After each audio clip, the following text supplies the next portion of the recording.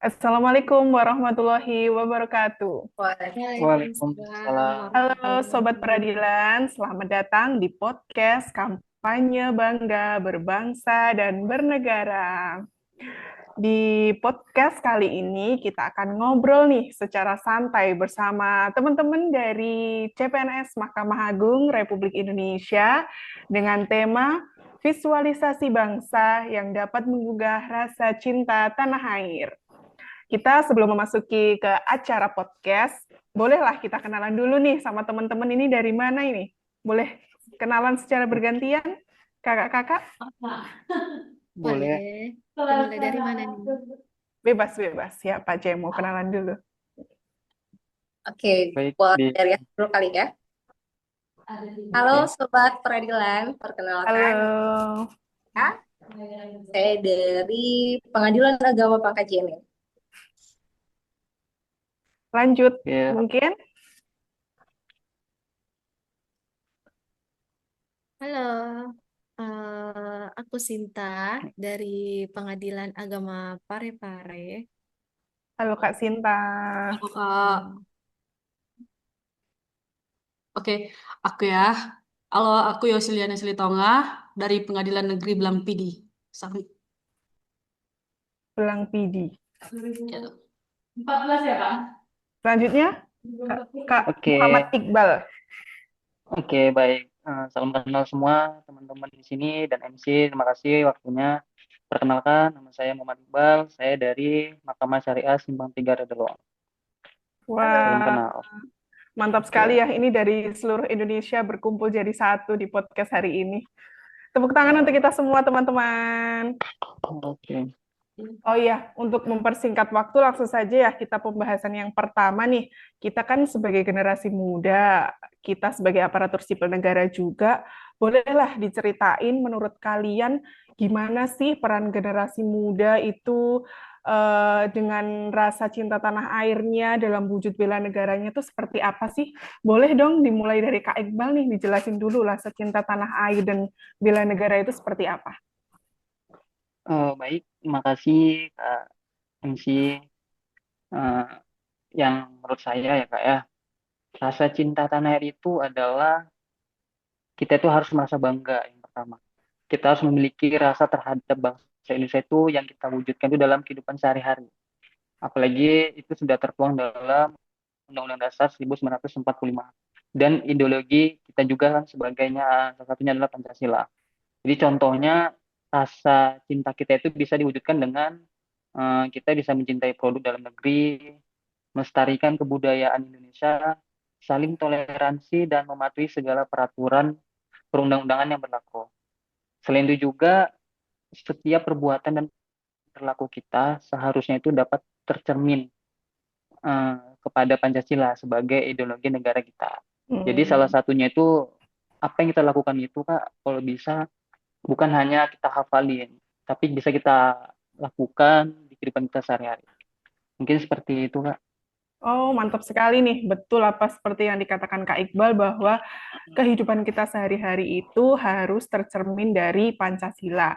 Kalau ngomongin Pancasila sendiri nih, kita sebagai generasi muda, apa sih makna setia kepada Pancasila dan relevansinya untuk kehidupan sehari-hari? Mungkin Kak Sinta bisa jelasin nih gimana relevansinya Pancasila dengan kehidupan sehari-hari. Ya, menurut saya sangat relevan. Justru Pancasila dapat menjadi filter di tengah banjirnya informasi di zaman sekarang. Kita juga bisa membedakan mana yang sesuai dengan nilai bangsa dan mana yang bertentangan. Pancasila menjadi tameng terhadap radikalisme atau ideologi asing yang tidak cocok dengan kepribadian bangsa kita. Kalau anak muda paham Pancasila, pasti anak muda tidak akan mudah atau gampang eh, dia adu domba di media sosial. Oleh karena itu, generasi muda bisa melakukannya lewat hal-hal yang sederhana, misalnya tidak membagikan hal-hal yang bersifat hoax atau menyimpan berita hoax. Dan yang kedua itu memastikan sumber informasi yang aktual dan terpercaya. Dan yang ketiga itu aktif berdiskusi dengan pikiran terbuka dan menggunakan media sosial untuk menyebarkan pesan yang positif. Kalau kita paham nilai Pancasila, otomatis kita bisa terhindar dari paham radikalisme yang ingin memecah belah bangsa. Itu Kak, menurut saya. Sosial media tuh kadang membawa berita-berita yang belum tentu benar dan kita juga harus pandai-pandai memilah mana yang termasuk fakta, mana yang termasuk hoax, itu kita juga harus pandai ya Kak ya, biar kita tidak terjerumus ke hal-hal yang menurut kita belum tentu benar gitu. Kalau Baik. Kak Wahida sendiri nih, tantangan terbesarnya apa sih yang dihadapi dalam mewujudkan persatuan dan kesatuan melalui Pancasila nih Kak? Boleh dijelasin nih Kak?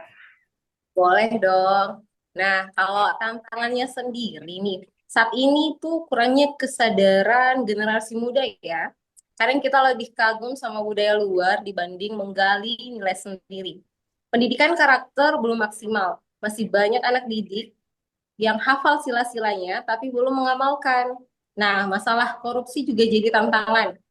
Itu jelas bertentangan dengan nilai Pancasila, sehingga muncullah ego sektoral. Kadang orang lebih mementingkan kelompoknya daripada kepentingan bersama. Sekarang anak muda itu harus melanjutkan perjuangan itu dengan cara yang berbeda. Misalnya seperti menjaga kerukunan, menghormati perbedaan, dan menolak segala bentuk separatisme. Ingat, kita bisa berdiri tegak sebagai bangsa karena ada Pancasila yang menyatukan kita. Wah, benar sekali nih. Karena di zaman sekarang ini nih, kadang budaya-budaya yang di luar sana tuh jadi masuk ke bangsa kita, masuk ke negara kita tuh kadang orang-orang tanpa memfilter dan langsung mengikuti budaya orang-orang asing yang tidak sesuai dengan Pancasila ya Kak ya. Benar benar kan semuanya ya? Benar, Soalnya Kak. harus pinter-pinter nih, mana yang relevan dengan bangsa kita, mana yang belum relevan, kita juga harus pandai-pandai. Oke, untuk yang terakhir dari Kak Yosi nih. Kak Yosi kan kita sebagai aparatur sipil negara ya, kita sebagai pelayan publik, bagaimana sih peran ASN dalam mengimplementasikan Pancasila dalam kehidupan sehari-hari? Baik, terima kasih Kak Sakica. Saya sebagai ASN harus memberikan contoh yang baik bagi masyarakat. Sebagai teladan yang baik dalam bermasyarakat, maka kita harus membangun toleransi sebisa mungkin melalui kegiatan, misalnya mengadakan kegiatan lintas agama, mendukung musyawarah di tingkat RT atau RW, dan membantu warga yang membutuhkan tanpa membeda-bedakan latar belakang. Jika masyarakat solid, paham radikal tidak akan mendapat tempat. Saya mendorong anak muda aktif dalam kegiatan sosial dan belajar kritis, tapi tetap berlandaskan Pancasila.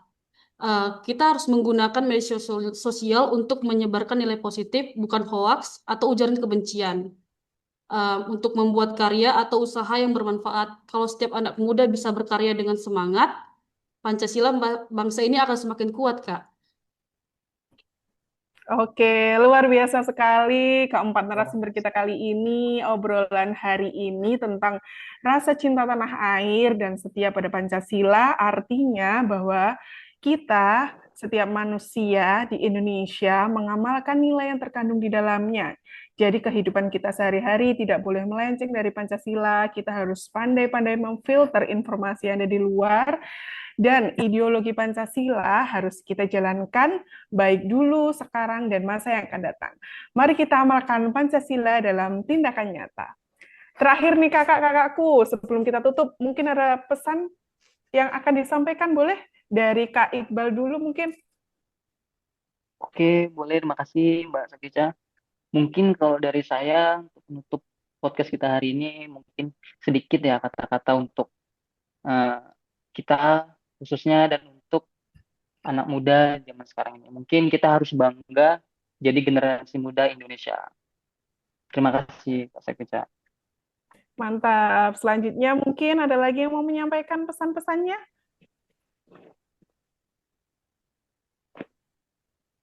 Oke, Dari dari Kak saya. Sinta deh. Iya, dari Kak Sinta deh. Kalau dari saya kan kita sebagai anak muda kan di zaman sekarang ini banyak berita hoax ya. Pinternya kita gitu pilah-pilah informasi dari sumber yang terpercaya seharusnya. Karena itu kan juga termasuk dari nilai-nilai dasar Pancasila. Jadi apapun informasi yang kita share di media sosial itu ya harus juga kita tahu ini sumbernya dari mana, nanti gimana respon orang di luar sana jika mendapat informasi seperti ini. Seperti itu, Kak. Ya, terima kasih. Selanjutnya mungkin dari Kak Nur Wahida. Boleh nih, apa pesannya yang akan disampaikan?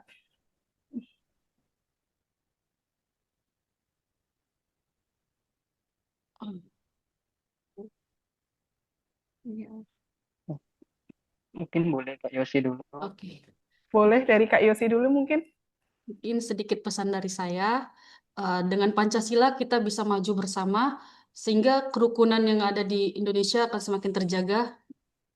Sekian dari saya, Kak. Terima kasih.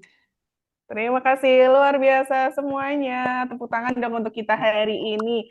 Semoga podcast kali ini dapat menginspirasi kita semua dan untuk terus membela negara lewat pengamalan Pancasila dan rasa cinta tanah air kita. Salam peradilan, terima kasih, sampai jumpa kembali. Terima kasih. Terima kasih.